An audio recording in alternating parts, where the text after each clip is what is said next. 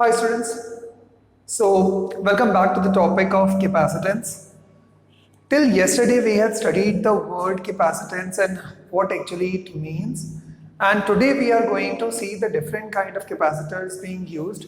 So these are the two of them. One is the spherical capacitor, which is a kind of a spherical shell. Okay, and another will be the parallel plate capacitor. Guys, इसमें से please ध्यान रखना, parallel plate capacitor is very important for the part of the board examinations. Okay, now what actually do you mean by the term a spherical capacitor? So first of all, what we need to take is two plates. Now two plates के अंदर मैंने जानबूझ करके अंदर मैंने एक spherical एक plate लिया हुआ है और मैंने बाहर से भी एक spherical मैंने एक plate ले लिया है. बीच में empty space है जहां पर आप चाहो तो आप डाइलेक्ट्रिक भर सकते हो. मैंने इस केस में एयर भरा हुआ है. एयर को भरने की जरूरत नहीं होती, अपने आप होती है. So there is this particular cage and there is this cage. Now understand what I am saying. ये जो अंदर वाला जो स्फीयर है, मैंने इसके ऊपर में जानबूझ करके पॉजिटिव चार्ज दे दिया, राइट? और इसका जो रेडियस है दैट इज RA. जो बाहर वाला स्फीयर है उसका रेडियस है RB. अब जब इसके ऊपर में पॉजिटिव चार्ज आएगा तो common sense this particular charge is positive in nature and that means that there is going to be a opposite equal charge which is going to be induced on the inner surface of this. ये वाला जो आपका sphere है उसके अंदर के surface में इस तरफ में exactly opposite charge डेवलप होना चालू हो जाएगा. That means यदि यहाँ पॉजिटिव है तो यहाँ पर कौन सा चार्ज हो जाएगा? नेगेटिव. जब अंदर इसके नेगेटिव है तो इसके बाहर कौन सा चार्ज हो जाएगा? पॉजिटिव. लेकिन मैंने जानबूझ करके बाहर वाले प्लेट को, जो बाहर का जो स्फीयर है उस वाले स्फीयर को मैंने अर्थ से कनेक्ट कर दिया. मैंने कल भी आपको बताया था earth is having a huge capacity of approximately around 711 microfarad.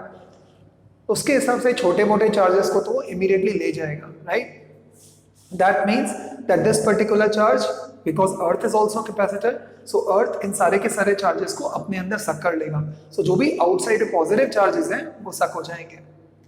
इसका मतलब है अब चार्जेस कहाँ कहाँ पर है? जो इनर स्फीयर है उसके ऊपर में पॉजिटिव चार्ज और जो आउटर वाला स्फीयर है उसके इनर सरफेस पे induced negative charges. Now let's see this. हम लोगों ने कल भी ऑलरेडी ये चीज पढ़ी थी that potential on the surface of a spherical capacitor should be equals to, potential should be equals to Q upon 4 pi epsilon not R. So मैंने यहाँ पर A पर मुझे पोटेंशियल कैलकुलेट करना है. आपको मालूम है potential is additive in nature.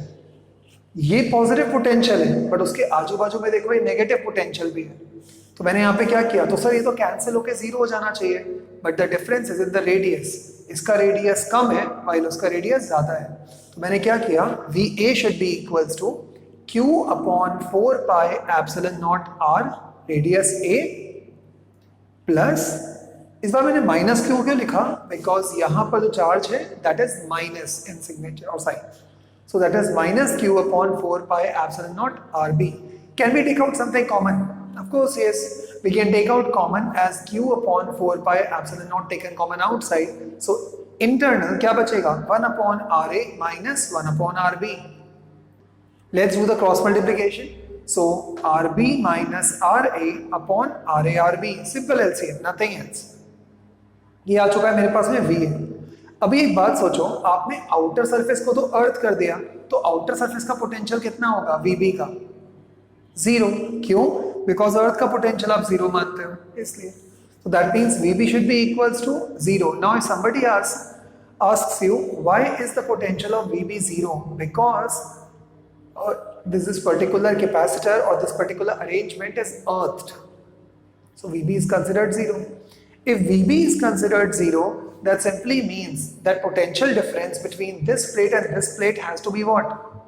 It has to be higher potential minus lower potential. Higher potential minus lower potential. Lower potential तो 0 ही है. So VA minus VB. VB तो 0 है, तो इसका मतलब केवल VA ही बचेगा. What is VA? VA should be equals to Q upon 4 pi epsilon naught RB minus RA upon RA RB. Sir लेकिन यहाँ पर फिर आपने क्या किया? याद करो कैपेसिटेंस का फॉर्मूला क्या होता है. The formula of capacitance is C. कल अपन ने क्या सीखा था? let's start it from over there. That is Q is directly proportional to V. Then Q should be equals to CV, where C is constant and is known as capacitance, whose unit is farad. Okay, अब क्या करोगे, यहाँ पर Q should be equal to CV है, तो Q by C should be equal to V हो जाएगा. So मैंने यहाँ पर क्या किया, मैंने यहाँ जानबूझ करके C रखा. C should be equal to what, Q by VA, क्योंकि इस केस में तो A है. So Q की जगह पर Q, VA की जगह पर वैल्यू पुट कर दी. That is Q upon 4 pi epsilon naught RB minus RA upon RA RB. कुछ कैंसिल होगा? Of course yes. ये वाला जो Q है आपके पास और ये वाला जो Q है ये कैंसिल हो जाएगा और क्या बचेगा? 4 pi epsilon naught denominator K भी डिनोमिनेटर में है. So that means that this is bound to go at the top. And RA RB will also go at the top. So this is going to be C should be equals to 4 pi epsilon naught RA RB upon RB minus RA. Pardon me. Now if somebody asks you, what do you mean by the word RA and RB? RA means the radius of the inner sphere. What is RB? Radius of the outer sphere. What is C? Capacitance of this spherical capacitor. What is 4 pi epsilon naught? That is dielectric constant. That's all. Got it? आगे बढ़ते हैं. ये तो हो गया capacitance of spherical conductor. Now you can also understand कि उन्होंने earthing करना इतना ज़रूरी क्यों होता है. अर्थिंग करते हो तो कैपेसिटी क्या हो जाएगी, इंक्रीज हो जाएगी, बिकॉज जो भी एक्स्ट्रा चार्जेस यहाँ पर इंड्यूस होंगे वो तो सीधे अर्थ में फ्लो कर जाएंगे. जब ये अर्थ में फ्लो कर जाएंगे so this potential ultimately of this one is going to be a bit decreased, and जिसकी वजह से आप more charges can be stored over here, and this is the principle of working of what, a capacitor. Let's now understand the word parallel plate capacitor. In parallel plate capacitor, what do you think is going to happen? Common sense, there have to be two plates which will be parallelly aligned. इन दोनों के बीच में जो distance है, that is D. There is this positive charge being done over here. There is negative charge on the other plate. Now, A stands for area of the plate. Now, why are we calculating area of the plates? Because इस plate के ऊपर मान लो ये plate कुछ ऐसे shape की है, तो इस प्लेट पर बहुत सारे चार्जेस होंगे और इन बहुत सारे चार्जेस के लिए फॉर्मूला क्या हो जाएगा, that is Q upon A, surface charge density. So ये देखो मैंने यहाँ पर लिखा भी है, sigma should be equal to surface charge density, that should be equal to Q by A. What is Q? Charge on each plate. What is V? Potential difference across the plates. What is D? Distance between the plates. Let's try and find out the derivation now. We already know that E is equal to sigma by epsilon naught. But sir, E is equal to sigma by 2 epsilon naught होता है. That is for what? A very thin sheet. यहाँ पर कितनी sheets हैं? यहाँ पर 2 sheets हैं, correct? अब जब यहाँ पर आपके पास में 2 sheets होंगे तो इसका मतलब फॉर्मूला क्या बन जाएगा? That is, आपके पास में बचेगा Q by epsilon naught, और sorry E should be equal to sigma by epsilon naught. तो यहाँ पर आ जाएगा sigma by 2 epsilon naught plus sigma by 2 epsilon naught. Ultimately क्या होगा? E equals to sigma by epsilon naught. So the electrical field which is stored inside this would be having a magnitude of E should be equals to sigma by epsilon naught. ये हो गया. लेकिन sigma का तो अभी आपने बताया था formula, sigma should be equals to what, Q upon A. तो मैंने सिग्मा की जगह पर Q अपॉन A डाल दिया, तो ये क्या बन गया, E should be equals to Q upon A epsilon not. कल मैंने आपको एक और फॉर्मूला बताया था, and that was that E should be equals to dV by dr minus dV by dr. कुछ याद आ रहा है?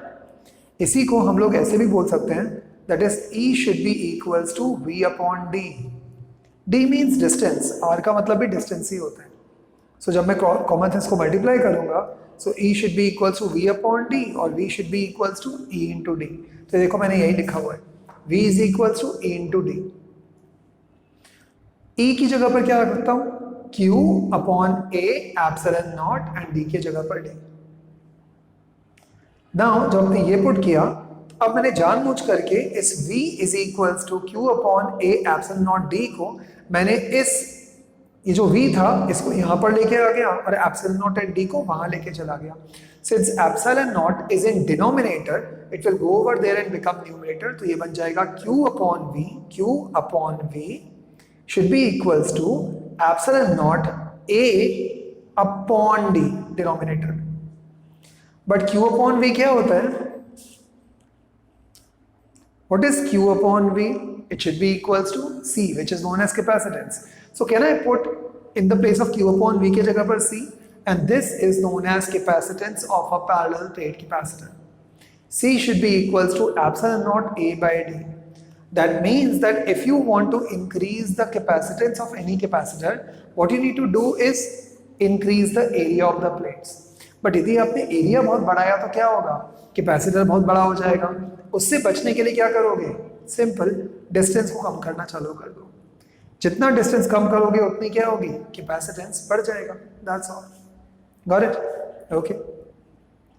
Let's now come on to the next topic or the last topic for today. That's not the last. There are still, around 3 and 4 derivation of loss, energy density, and by the way, the questions on this. Now, grouping of capacitors. Guys class 10th को याद करो। 10th के अंदर हम लोगों ने 2 words पढ़े थे। One is known as parallel connection, another is known as series connection.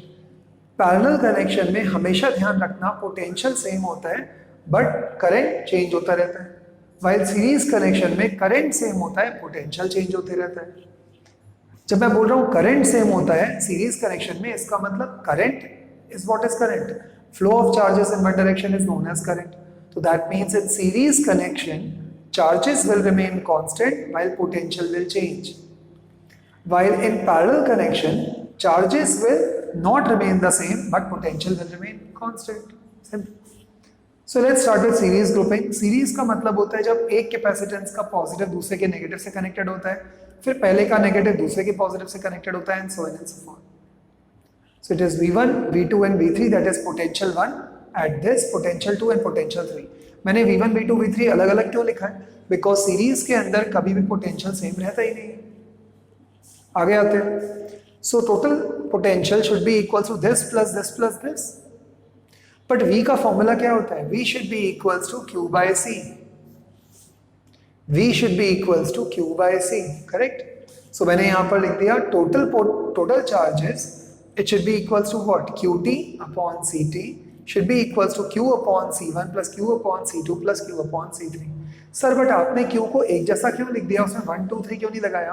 Because guys ये सारे के सारे सीरीज कनेक्शन में, एंड सीरीज कनेक्शन में charges do not change, that's the reason why. So मैंने इस पूरे के पूरे Q से इस पूरे वाले Q को कॉमन बाहर निकाला, कैंसिल किया, तो अंदर क्या बचेगा? 1 upon total capacitance should be equals to 1 upon C1 plus 1 upon C2 plus 1 upon C3। Guys very important derivation, please remember that series के अंदर हम लोगों ने जब रेजिस्टेंस पढ़ा था इन क्लास 10th, वहां पर क्या था? R should be equals to R1 plus R2 plus R3 in series connection. इसमें पैरेलल कनेक्शन में क्या हो रहा है? 1 upon CT equals to 1 upon C1 plus 1 upon C2 plus 1 upon C3। Now somebody would ask, so what is the result which you will get out of doing all this? If capacitance is connected in series, the net capacitance of the entire system will always be lower than the individual capacitors. So simple. जब भी आप कभी series में connect करते हो capacitors को, तो जो भी इंडिविजुअल कैपेसिटर होते हैं उनका कैपेसिटेंस, मतलब पूरे जो ग्रुप का जो कैपेसिटेंस होता है उसका कैपेसिटेंस इंडिविजुअल से भी कम होता है। आगे बढ़ते हैं। Let's now move on to the word parallel grouping. Parallel grouping में क्या होगा? The current will divide, the potential difference will remain the same. इसका मतलब यहाँ पर भी V1, यहाँ पर भी V2, यहाँ पर भी V3, but the charges on these plates are not same. If charges on these plates are not same, that means what? That simply means that this particular part is what? इसका मतलब है simple, potential same है but क्या चीज different है? Current. Current का मतलब flow of charges, that means charges are different. तो यहां पर कितने चार्जेस होंगे? Q1, Q2, Q3। So total Q should be equals to Q1 plus Q2 plus Q3, as usual वही सेम घिसा बेटा formula. So Q should be equals to CV, तो मैंने यहां पर लिखा V total into C total should be equals to VC1 plus VC2 plus VC3।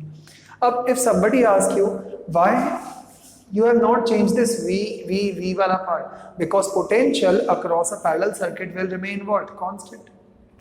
So take out C common outside, तो यहाँ क्या बचेगा? Ct should be equal to C1 plus C2 plus C3. And that's all guys, it's done. So these are the two derivations guys which are very very important. तो मैंने अभी आपको ये वाला एक derivation बताया था which is C is equals to epsilon naught A by D and then the grouping ones. So what we are going to do tomorrow is dielectrics, the effect of dielectric in between a plate of a parallel plate capacitor and the other derivations. Okay. See you guys, enjoy, chill and bye.